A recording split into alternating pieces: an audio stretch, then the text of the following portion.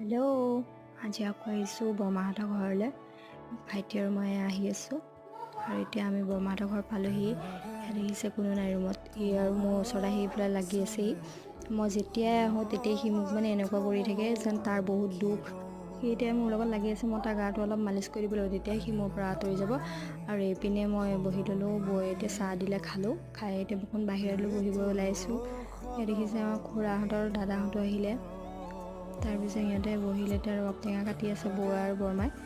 ৰবাব টেঙা খাম। তাৰপিছত ৰবাব টেঙা খাই লৈ অকণমান সময় পিছতে আকৌ ভাত দিলে। ভাত খাই দিলোঁ লগালগ। এতিয়া ভাত খাই আমি ৰখা নাই আৰু বাৰ লগত মই এতিয়া ৰাসৰ ৰখালৈ যাওঁ। দেৰি হৈ গ'ল তাই, সেইটো কাৰণে আমি অলপ জল্দি ওলাই আহিলোঁ। আৰু ইপিনে আহি আছোঁ আমাৰ গাঁৱৰ ৰাস্তাটো। সেয়া দেখিছে, এয়া ডিপুতাৰ ৰাস্তা।